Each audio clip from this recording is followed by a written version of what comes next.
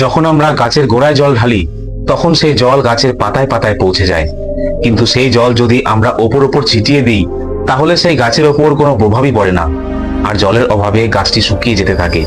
অর্থাৎ আমরা যদি সঠিক স্থানে জল ঢালি তবেই তার উপকার পাবো। একইভাবে আমাদের শরীরেও কিছু বিশেষ স্থান আছে, সেই স্থানে যদি তেল লাগাই তাহলে তার প্রভাব আমাদের সারা শরীরে পড়ে। আমাদের আয়ুর্বেদে বলা হয়েছে আমরা যদি শরীরের এই 4টি স্থানে তেল লাগাই তাহলে আমাদের শরীর নিজে থেকেই 1 সপ্তাহের মধ্যে সমস্ত রোগকে নিরাময় করে দিতে পারে। এবং সবচেয়ে ভালো ব্যাপার হলো এতে বেশি সময় লাগে না এবং কিছু খরচও হয় না, বরং আপনার শরীরেরই লাভ প্রাপ্ত হয়ে থাকে এবং আপনি অনেক রোগ থেকে মুক্তি পেতে পারেন। তাহলে আসুন জেনে নেই শরীরের কোন 4টি জায়গায় তেল লাগাতে হবে, কোন ধরনের তেল লাগাতে হবে এবং কোন সময় লাগাতে হবে। এক সময় এক গুরু, যিনি আয়ুর্বেদ শাস্ত্রের অনেক বড় বিশেষজ্ঞ ছিলেন, তিনি তার শিষ্যদের বলছিলেন যে তোমরা কি জানো আমাদের শরীর কোন কোন উপাদান দ্বারা তৈরি? আমাদের শরীর 5টি উপাদান দ্বারা তৈরি। এই 5টি উপাদানের মধ্যে প্রোটিন, ভিটামিনও রয়েছে এবং আমাদের শরীরে 3টি দোষ পাওয়া যায়, বাত, পিত্ত এবং কফ। এই 3টি আমাদের প্রতিটি রোগের মূল কারণ। আমাদের শরীরে যদি বাতের ব্যাঘাত ঘটে তাহলে 60 থেকে 70% রোগ আসে, আর যদি পিত্তের ব্যাঘাত ঘটে তাহলে 15 থেকে 20% রোগ আসে, আর যদি আমাদের কফের ব্যাঘাত ঘটে তাহলে 5 থেকে 10% রোগ আসে। এই 3টি দোষ আমাদের শরীরে ভিন্ন ভিন্ন সময় বেশি দেখা যায়। অর্থাৎ আমাদের শৈশবকাল, জন্মের সময় থেকে 14 বছর বয়স পর্যন্ত, এই সময় আমাদের শরীরে সবচেয়ে বেশি কফ উৎপন্ন হয়। এই কফ অনেক বেশি উৎপন্ন হওয়ার কারণ এই সময় আমাদের শরীর বাড়ন্ত অবস্থায় থাকে।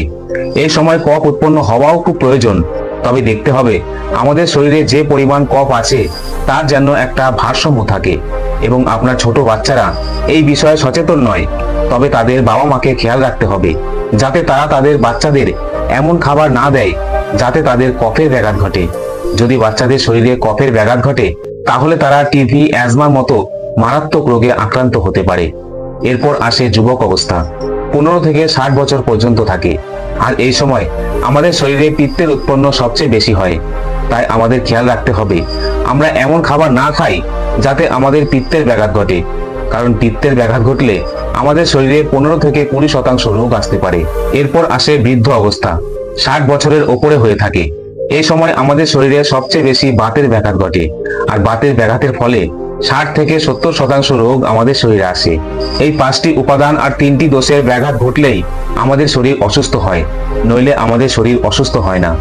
অনেকে বলে যে ঈশ্বর আমাদের এই কষ্ট দিয়েছে, ঈশ্বর আমাদের সেই কষ্ট দিয়েছেন, তিনি আমাদের এত কঠিন রোগ দিয়েছেন, তিনি আমাদের টিবি দিয়েছেন, ক্যান্সার দিয়েছেন, থাইরয়েড দিয়েছেন। কিন্তু এই সব রোগগুলো মানুষই বহন করে, কারণ আমাদের প্রকৃতি বলে যে আপনি প্রকৃতি থেকে প্রাপ্ত খাবার খান। কিন্তু আপনি কি করেন? আপনি পিৎজা, বার্গার, চাউমিন এইসব খেয়ে থাকেন। আয়ুর্বেদ বলে যে আপনি জল পান করার সঠিক উপায় অবলম্বন করুন, কিন্তু না, আপনাকে ফ্রিজের জল পান করতে হবে, কোল্ড ড্রিঙ্কস পান করতে হবে। আপনি যদি প্রকৃতির নিয়ম মেনে না চলেন তাহলে আপনার শরীর অসুস্থ হবেই, এতে ভগবান কি করতে পারে?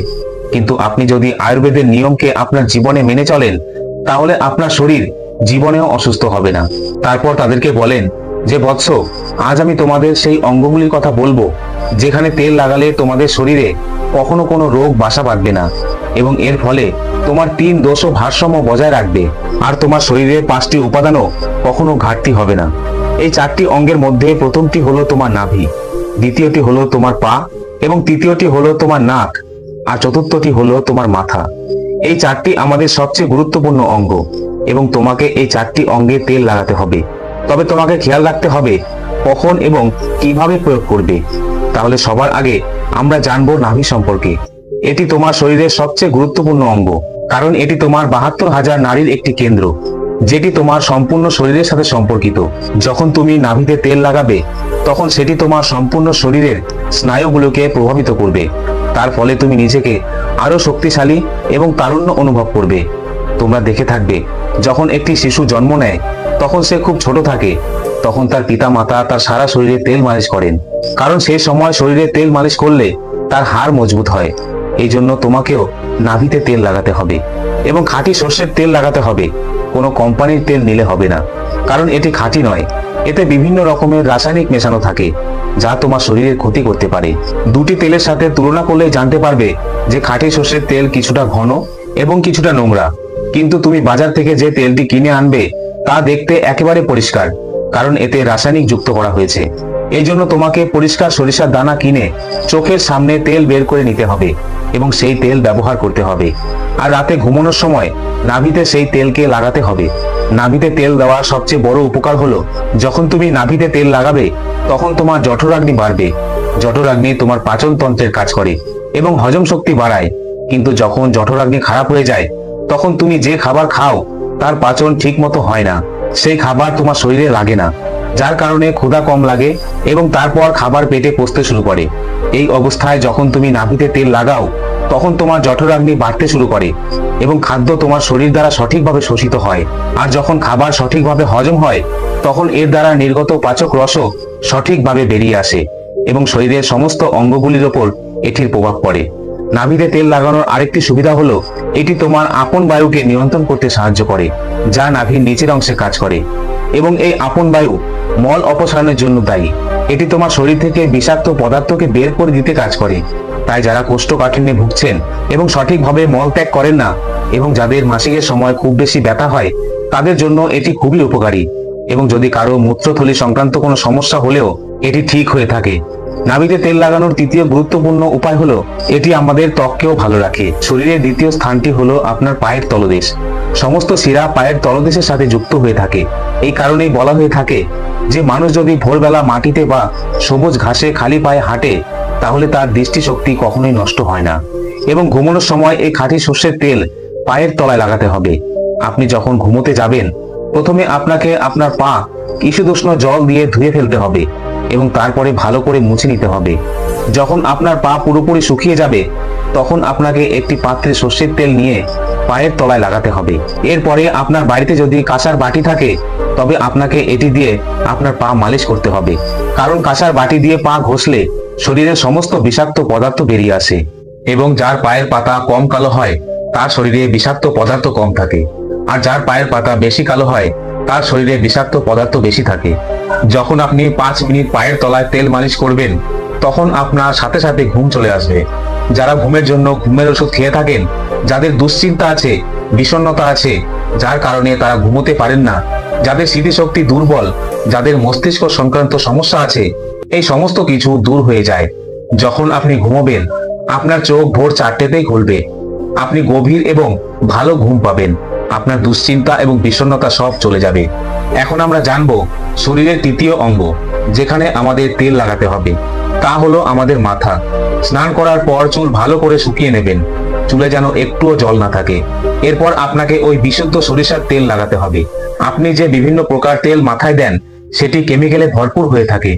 আজকাল কোম্পানি বিজ্ঞাপন দেখিয়ে দেখিয়ে মানুষকে আকৃষ্ট করে, কিন্তু এইসব তেল কেমিক্যালে ভরপুর হয়ে থাকে। এগুলি আমাদের চুলের অনেক ক্ষতি করে থাকে। আপনাকে শুদ্ধ সরিষার তেল আপনার মাথায় লাগাতে হবে, এটি ভালো করে মালিশ করতে হবে। এতে আপনার ক্লান্তি দূর হবে এবং খুব ভালো আর গভীর ঘুম হবে। ঘুমানোর সময় মাথায় তেল লাগানোর অনেক উপকারিতা রয়েছে। এতে আপনার চুলের গোড়া মজবুত হবে, আপনার চুল কালো হবে এবং ঘন হবে এবং গভীর ঘুমের দ্বারা আপনার স্মৃতিশক্তির উন্নতি ঘটবে। শরীরে শক্তির সঞ্চার হবে, চুল পড়ার সমস্যা দূর হয়ে যাবে। চুলের গোড়ায় তেল লাগলে রক্ত সঞ্চালন বাড়ে, আর যখন রক্ত সঞ্চালন বাড়ে তখন শরীরে অত্যাধিক মাত্রায় অক্সিজেন পৌঁছায় এবং আপনার সমস্ত অঙ্গে এর অত্যন্ত ভালো প্রভাব পড়ে। এরপর গুরু তার সমস্ত শিষ্যদের বলেন যে আমাদের দেহের শেষ অঙ্গ যেখানে তেল লাগানো উচিত সেটি হলো আমাদের নাসিকা। নাসিকা আপনার মাথায় পৌঁছানোর মাধ্যম, এতে আমাদের মস্তিষ্ক প্রভাবিত হয়ে থাকে। তো শিষ্যরা, তোমরা যদি দেশি গরুর খাঁটি ঘি পাও তাহলে তেলের জায়গায় ঘিও ব্যবহার করতে পারো। ঘুমানোর আগে 1 ফোঁটা দেশি গরুর ঘি নাকে দিতে হবে।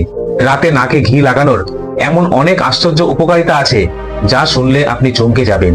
কারো কানের পর্দায় যদি ছিদ্র থাকে তাও কোনো অপারেশন ছাড়াই 3 থেকে 4 মাসের মধ্যে ঠিক হয়ে যায়। নাকের সব ধরনের অ্যালার্জি যেমন ঘন ঘন হাঁচি, নাকে চুলকানি, নাক বন্ধ, এইসব সমস্যা দূর হয়ে যায়। দৃষ্টিশক্তি হবে প্রখর, মানসিক সমস্যা চলে যাবে, চুল কালো হবে। এরপর গুরু সমস্ত শিষ্যদের বলেন, বাচ্চারা, শরীরের এই 4টি অঙ্গে নিয়মিত সর্ষের তেল লাগালে শরীরের সমস্ত টক্সিন বেরিয়ে যায় এবং শরীর কখনো অসুস্থ হয় না। তোমরা সবসময় শক্তিতে পরিপূর্ণ হয়ে থাকবে।